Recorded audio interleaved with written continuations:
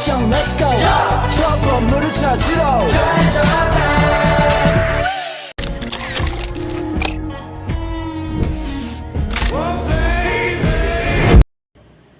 Halo pendengar setia, selamat datang di podcast Suara Waktu. Hari ini kita akan menyelami salah satu momen paling bersejarah dalam perjalanan bangsa Indonesia. Proklamasi Kemerdekaan 17 Agustus 1945. Bersama saya Mediana Wardani sebagai host dan 4 tamu luar biasa yang punya berbagai sudut pandang dan cerita menarik tentang peristiwa yang membuka hati ini. Nah, teman-teman belum tahu nih siapa aja bintang tamu kita. Kita perkenalan dulu ya. Saya Tika sebagai mahasiswa. Saya Alda sebagai narator dan pembaca kutipan. Saya Jihan sebagai sejarawan. Dan saya Maulia sebagai saksi sejarah. Kita mulai dari yang paling mendasar. Kak Jihan sebagai sejarawan, bisa dijelaskan kenapa proklamasi ini begitu penting bagi bangsa kita? Tentu Mediana, proklamasi adalah titik balik sejarah. Sebelumnya, Indonesia berada di bawah kekuasaan kolonial Belanda selama 350 tahun. Lalu, Jepang selama 3,5 tahun.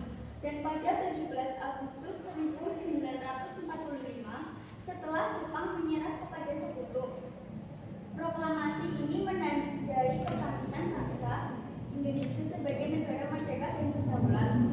Tapi harus diingat bahwa proklamasi bukanlah hasil yang instan.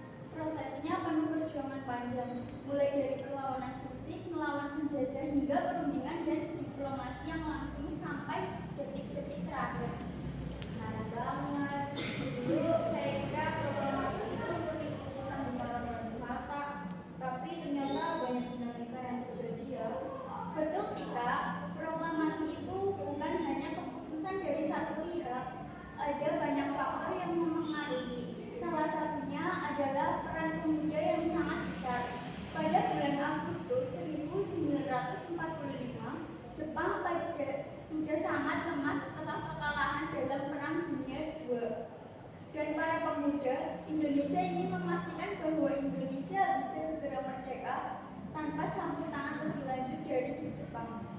Inilah yang memicu peristiwa yang dikenal sebagai penculikan Soekarno dan Hatta ke Renmas dan Blok pada 16 Agustus. Para pemuda seperti Khairul Saleh dan Ikana ingin mendesak Bung Karno agar segera memproklamasikan kemerdekaan.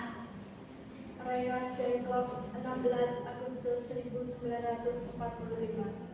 Soekarno dan Hatta dibawa oleh pemuda-pemuda Indonesia untuk menghindari pengaruh Jepang lebih lanjut. Di tengah suasana penuh tegang, keputusan penting harus segera diambil. Saya masih ingat waktu itu. Saya tinggal di Jakarta. Waktu itu saya masih kecil, tapi suasana di sekitar rumah sangat mencekam. Ada rasa penasaran yang tinggi. Orang-orang terus berbicara tentang kapan Indonesia akan merdeka. Meskipun saya belum sepenuhnya paham, saya tahu bahwa sesuatu yang sangat besar sedang terjadi. Bisa dibayangkan ya Bu, suasana penuh ketegangan itu. Tapi akhirnya setelah perundingan yang intens antara golongan muda dan golongan tua, Bung Karno dan Bung Hatta dibawa kembali di Jakarta.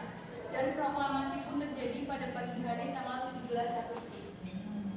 Iya benar, tanggal 17 Agustus pagi, di rumah Soekarno di Pegangsaan Timur, kami semua berkumpul. Tidak ada media sosial, tidak ada radio besar yang menyebarkan informasi secara langsung. Tapi semangat dan haru sangat terasa di udara.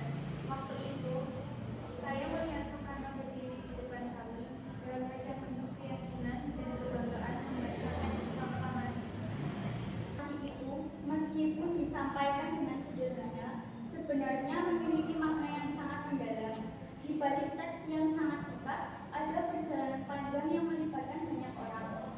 Misalnya, kita sering lupa bahwa teks proklamasi itu yang kita kenal sekarang ditulis tangan oleh Bung Karno, namun diketik oleh Sayuti Melik, seorang jurnalis dan aktivis yang sangat berperan dalam proses ini.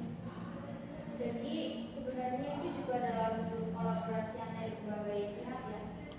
Betul sekali. sekali. Proklamasi adalah hasil kolaborasi antara golongan tua dan golongan muda.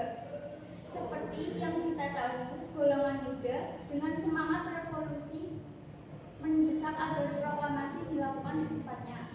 Sedangkan golongan tua seperti Soekarno dan Hatta yang lebih berhati-hati ingin memastikan bahwa Indonesia tidak hanya merdeka secara simbolik, tetapi juga siap untuk berjuang mempertahankan kemerdekaannya.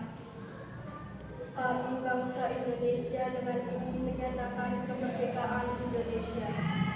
Hal-hal yang mengenai pemindahan kekuasaan dan lain-lain diselenggarakan dengan cara seksama dan dalam tempo yang sesingkat-singkatnya. Dan itulah teks yang kita dengar selama bertahun-tahun. Teks yang menandakan kebebasan tapi juga penuh tantangan ke depan. Karena meskipun proklamasi sudah dilakukan, kita tahu bahwa perjuangan belum berakhir kan, Jihan? Betul, Mediana. Begitu Indonesia merdeka, kita langsung dihadapkan dengan tantangan besar.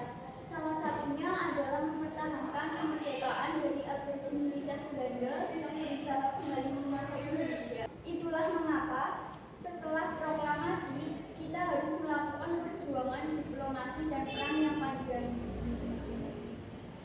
Ya, setelah proklamasi, kami semua merasa lega. Tapi kami juga tahu bahwa Indonesia harus mempertahankan perjuangannya.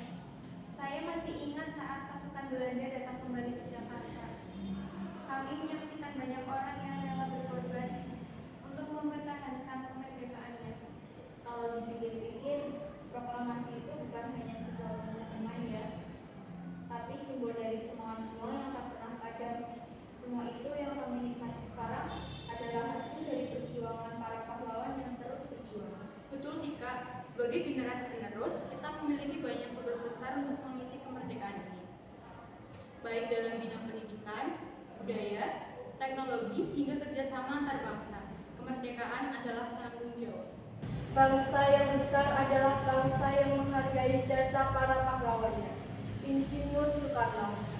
Terima kasih kepada semua narasumber yang telah berbagi cerita dan perspektif tentang proklamasi. Semoga kisah ini terus menginspirasi kita semua. Jangan pernah lupakan sejarah, karena dari sana kita belajar untuk menjadi lebih baik dan lebih kuat. Sampai jumpa di episode berikutnya. Dan jangan lupa untuk terus mencintai tanah air kita. Merdeka! Merdeka!